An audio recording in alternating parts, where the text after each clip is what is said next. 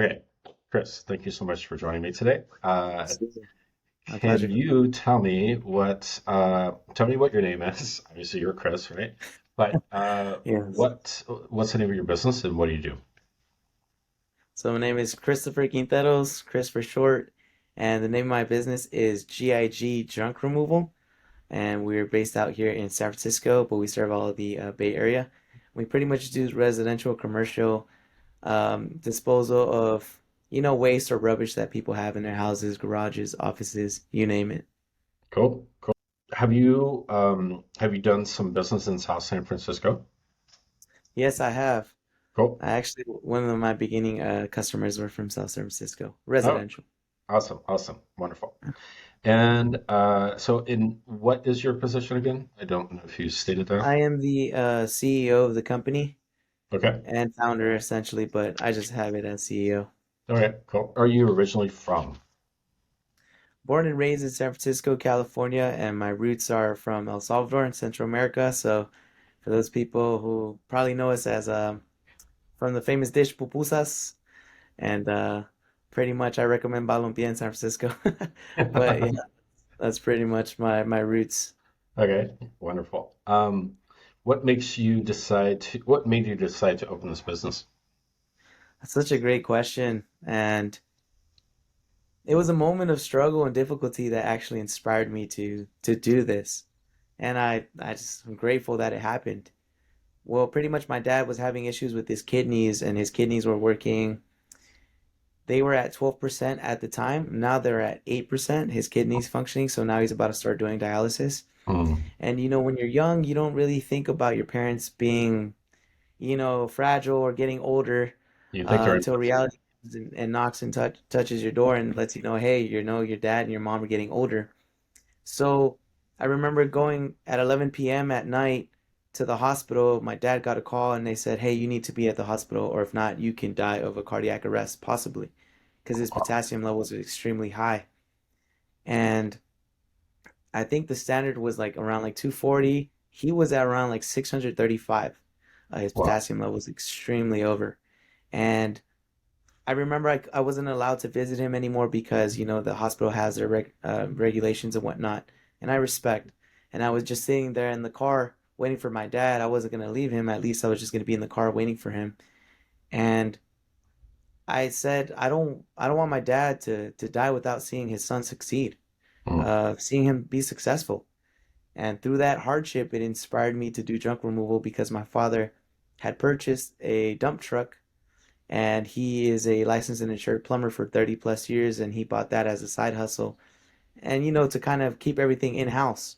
Hmm. And I just remember that if my dad, I remember being like 16 and I was like, if my dad were to get serious about throwing away trash, I think he can make good amount of money too.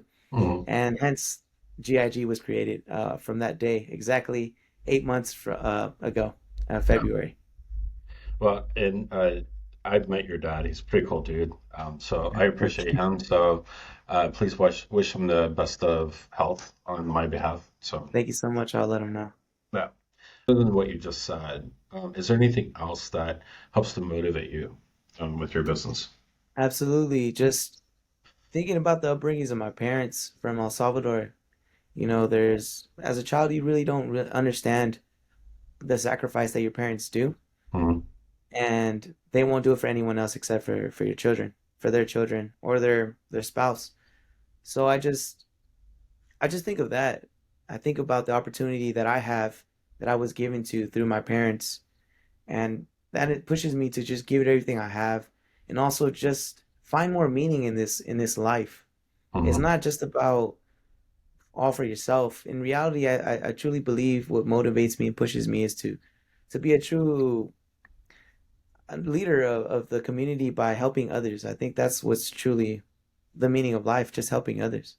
Yeah. And I can testify to that, that you certainly you hold up your end of the bargain and you certainly try to help anyone in any way that you can. And ever since I've known you, you've always been like that. So I appreciate that in Thank you, Craig, and likewise as well. you. Thank you. Yeah, Very likewise. that's why we're like-minded. That's why we get along as well, because we both, Yes. we want things to get better for people around us, and the world in general. So that's good. So to me, this is an interesting question. What was it like when you first started with this business? Yeah, that's an amazing question. I think you should keep that one definitely where. So I had just finished being carpenter in the Union Local 22 here in San Francisco, and I had saved up a good amount of money just in case for the rainy days of the company. Hmm. And my very first 2 months, I remember I was going to offices, just practicing my spiel while I was like driving. I'm like, oh, hi, nice to meet you. My name's Chris. I'm like, no, that's too wordy. Or should I say Christopher or GIG? Or I was like, I don't know. Should I go in uniform? And I'm like, okay, I'm gonna go in uniform.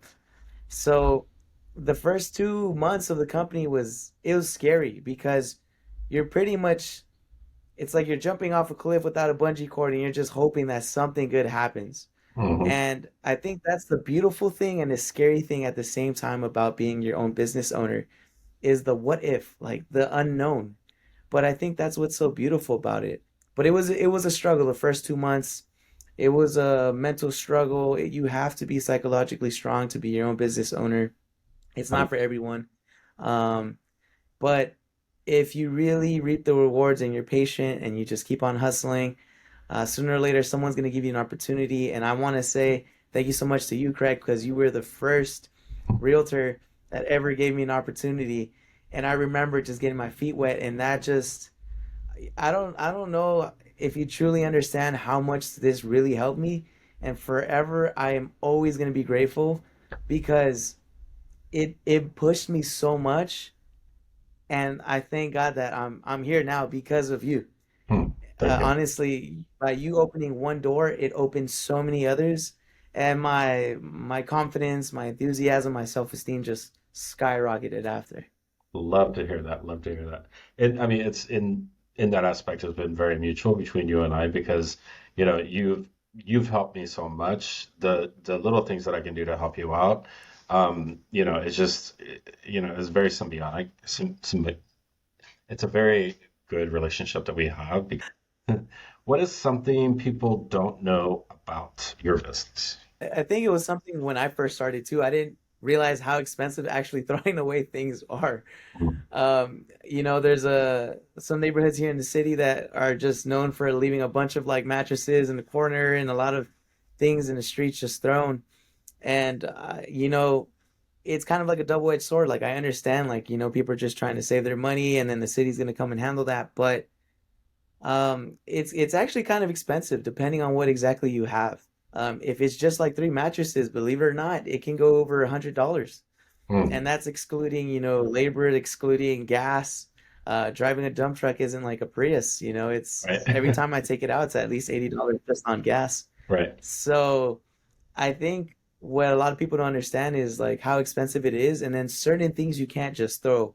Like they'll charge an extra fee for it. Like if there's a certain amount of gallons that you have of paint or batteries or something electronical, depending on where you go dispose of it, not everyone's gonna accept it. So I think just the knowledge, the lack of knowledge of how to dispose of things properly is what I think a lot of people don't know about my niche. What would your customers say they love the most about your business? I think they love, well, in reality, it's like the customer, I've kind of learned like through business, they don't really purchase, like they already know like what you do based off the name or like, like, oh, junk removal or cleaning. Or I think what they really love about it is just the person that I am. Like, Mhm. they see the transparency or they see the honesty, that I try to be happy or energetic, or they see a young man just trying to be a hustler and just try to do things right, and they have a vision, they have a goal, and I think that's what the customers really like about me. They like that I'm really professional as well. I just won't. And if I'm gonna be a little bit late, like I'll shoot them a text a couple of minutes before, or I'll send them a reminder, friendly reminder that within an hour or tomorrow we're gonna come and handle this. Are you still up for it? And they're like, yeah, absolutely. So they really like our services. They like that we all come in with boots, uniforms.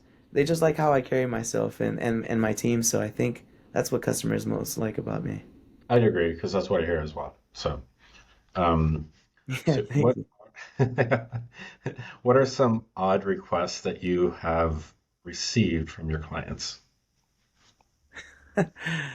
I I guess it's just kind of like I'm so used to it. It's like, but like sometimes people would just ask me like, "Do you think you can throw this away that's in the closet, or do you think you can go under this crawl space, or like, is this too much trash for you?" And I'm just like, "Absolutely not. Like, the more trash, the better, because it's like more money coming in for us, Right. and I'm helping out the client too." But I guess just like they're just really like just trying to figure out like if I'm capable of doing the job, or am I going to properly recycle it or dispose of it? Mm. But for the most part, that's pretty much it. I guess that's the oddest request I get. Just trying Yeah. to really assure if I can do it or if I'm okay, or like things of that sort. Yeah. Is your most memorable customer experience? I remember one in particular, and I'll never forget it. I did a garden. They wanted me to do a little bit of garden work and then dispose of it. It was nearby Balboa High School, and she reached out to me through this app next door, and I was just shooting my shot everywhere. You know how I do Mhm. it. Yeah. Yeah. Like my Uncle Wayne Gretzky, just shoot my shot. So I remember that, like, I realized, like, I had like an epiphany moment. Like, I knew I was doing the right thing. Like, I knew I was doing what I was meant to do in this on this planet. I had finished cleaning up everything, and I really like every job. Like, I really just make sure I try to do it like as nice, even like the small details. Like, get it for them, even if they don't ask. Like, I just want to do it right. Yeah. And I remember it was like four people who lived in that house, and they all came out and they all started laughing. They all started laughing and smiling, and they were just so happy and just amazed by how the garden looked. I don't know how long it was that they hadn't cleaned it, Mhm. but I just remember that, and I said, every customer that I have, I want it to be like that. Yeah. I want it to be about them and not about me, and I Yeah. want them to leave happy. So that is one of the most memorable, and I will forever have it with me customer experience.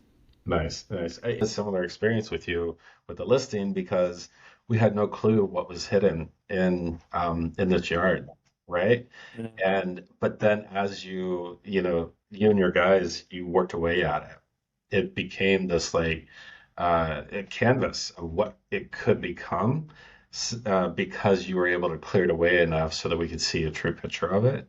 So I understand what they were laughing at, and if it would have been my property, I probably would have laughed too. Like, oh my God, I forgot what it looked like. This is one I'd like to know. How do you motivate and encourage your staff? Yeah, that's a great question. Just being a new business owner, it's like you learn so many things, and I ask myself that every single time. So sometimes, um, I tell them, hey, if you have a great idea to make this job easier, I'll give you guys $50 on top of what I'm going to pay you. And Nice. then they're always critically thinking. And the most important thing is, like, I could care less about, like, investing $50 on them. It's just I want them to always critically think, like, what can I do to make it easier for me so that Mhm. it's easier for Chris? Because like I don't really want them to see me as the boss. Like, I just want them to just know that, hey, I'm there to help them out and we're coworkers. It's like Mhm. no one's better than the other. So I always just want them to kind of like think, and I incentivize them. It's like, hey, $50. So then they're always thinking. And then if they see something that they really like, and I don't want it whatsoever, which 99.9% of the time it's like it's going to the transfer station, Mhm. I'll just be like, hey, go ahead. Hey, like, oh, can I have this? Or because they'll call me brother, like, hey, brother, can I have this? I'm like, take it. It's fine. And then they're like, I don't have a car to take it. Like, don't worry, I got you. Right. And then sometimes, like, if they've really helped me out so much, like I've gotten them boots, I've gotten them professional work pants. Like Carhartts are top tier for me. And if Carhartt sees this interview, hey, we're looking for a sponsor. There you go. Uh, but Red Wing boots, and like I just tell them, and I talk to them. I remember reading a book of B2B, business to business, where when you try to hire an employee, it's like take them out to lunch because you want to see how they are as a Mhm. person. And then I remember just taking them out to eat, and like every time like they do a great job, which 99.9% of the time they do, like I'll give them lunch. And then sometimes, if I really am grateful for everything that they've done, like I'll give them an extra $100 or 200. Um, and then they actually like the logo and the shirts and the hats. So they're like, "Oh, can you hook me up with a shirt or a Mm, hat?" And I'm like, "I got you, no worries." mm, So I just kind of like try to make it fun too. And then they want to listen to music, and if they can do it respectfully, then hey, go ahead. mm. Or if they want like vacations or a little small time off, I always try to be like flexible because what really makes a company grow is the employees. Mm. I agree. Yeah. And yeah, I like I said, I've known you for a while, and I do respect how you treat, your guys. And all of your guys have always been super respectful to me, my clients. So I appreciate that. I'm glad to hear that, and I hope we continue to do that. Of course. Let's see, what are your goals over the next year? Great question. Great question. I definitely want to at least get one more dump truck, so then that way we can be, killing two birds with one shot Nice. within the year. And then I definitely want to start paying for advertisement. I've been doing kind of everything guerrilla marketing right now, just grassroots level, just Hmm. going, showing my face, and hey, how are you doing? Trying to market a little bit creatively. Like if I see a sign, just send a video and then send it to them. Hmm. But within a year, I definitely want to expand to one more dump truck and hopefully be off the trucks and then just going to give the estimates and then having one of the guys be the main leaders and then expand more also on kind of like the Spanish community because like we speak a lot of Spanish, but a lot of our clients, are predominantly like English speakers. But I truly believe that I'm kind of losing a lot of like money, I guess per se, with not impacting the community that I know I can impact a little bit more. Hmm. So maybe marketing a little bit more in Spanish as well, to get English and Spanish. So the goal is to expand on that for the first year, and then get at least three guys full time. Cool. Nice goals. Yeah, And you thank can you, make it happen, I'm sure. I thank you. believe in you, Chris. I appreciate it. Let's see. What are your greatest challenges? I think all of us can relate to this, where we have a constant battle every single day, getting up. Yeah. Our biggest enemy is ourselves, the person that we see in the mirror. It's a Mm, psychological battle of just that negative voice, like, where are you gonna get the money? How are you gonna do this? Just I think my biggest challenge is just me fighting that negativity in my voice that always comes every single day. Like this week, do you have even any employees? Like, where's the jobs coming in? mm, Did I do the right decision? Why did you leave the union when you were getting paid pretty well? I think that's my biggest challenge. But no one's perfect, and I think it's a constant battle that we just learn to get better. And I'm just grateful that even though that is a big challenge, I'm finding ways to kind of vent about it. Just talking to you about it just helps me out, just to kind of reminisce a little bit of where I started to where I am now and where I see myself. And just that constant battle of just the where's the next thing? What's the next thing I'm gonna do? mm. And I think that's very common with independent business owners. So please don't feel alone in that and in your thoughts on that. Uh, my business is the same way. I mean, we always, you know, if we don't try to feed our, our own business, then we're going to be sitting around here thinking, oh my gosh, what's next? How am I going to pay the bills, so on and so forth. So, Yeah. independent business owners were all in the same situation. So, but the ability to keep a positive attitude, and to always take one step forward, no matter what you're doing, always find one step to go forward. Do you have a favorite restaurant that you like to go to, or has there been one that really stood out to you? Uh, South City downtown in particular. I mean, I know there's like a little bit outside of downtown, but there's like this Vietnamese restaurant at the corner nearby this popular taqueria in South San Francisco. There's Farolito, and then there's another one too. I'm blanking out on the name right now, It's okay. but those are like probably like one of my two favorite spots. I really like kind of like branching out of my culture and trying something new. Uh, I'm blanking out on the Vietnamese restaurant, but it is really good, and I just like experiencing like different cultures and just embracing it as well. Do you think it is important for people to shop local? It's important to shop local because you help out kids who grew up in that neighborhood or people who know the neighborhood really well, who actually care about their neighbors, who actually care about what happens and moves around it. Um, so it's just embracing what's close by to you and giving them an opportunity. I think it's Hmm. just extremely important to allow people to dream and possibly fulfill their dreams and create and make them a reality. So I think that's really important for a young man like me, just growing up in the Bay Area to be able to help my own community that I'm in. So every customer I get, I'm extremely grateful because I know I'm impacting the area of where I grew up that I really am passionate and that I care a lot about. What are some of the highest highs you've had in life so far?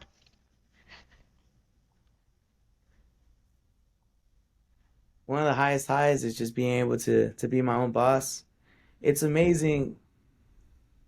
There was a time where I was in a union and I was driving around, and thankfully I've learned to like manage my money pretty well from a young age.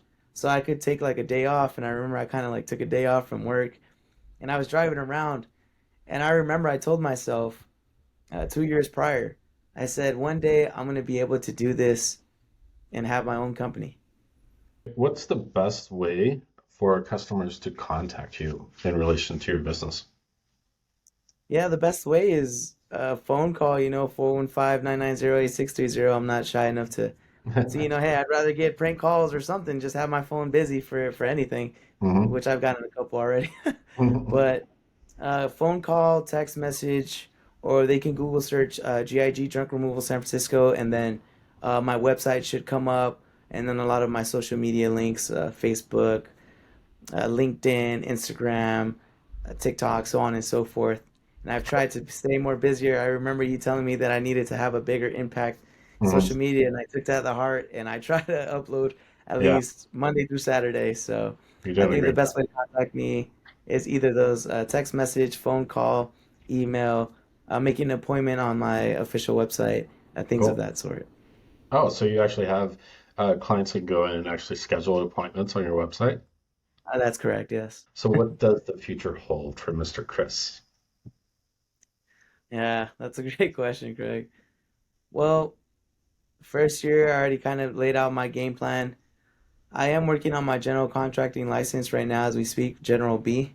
Mm. And it was funny because one of your guys, Sunny Tang, kind of inspired me. Jokingly, he said, "Oh, you don't do just junk removal; you do a little bit of general construction." Mm. And it kind of like lit a light bulb in my head. I was like, you know what? I think I can do that too. Mm. I feel confident enough to do it. And then you kind of sparked something as well for me too, where maybe down the road I could, be a realtor as well. You never know. Mm. And so as of right now, the future holds to expand the company, get to the point where I don't have to do any more manual things, but more of the theoretical side, critical thinking, Mm. from my general contracting.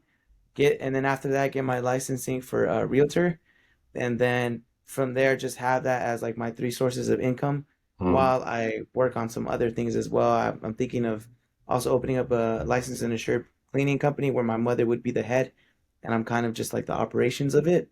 Mm.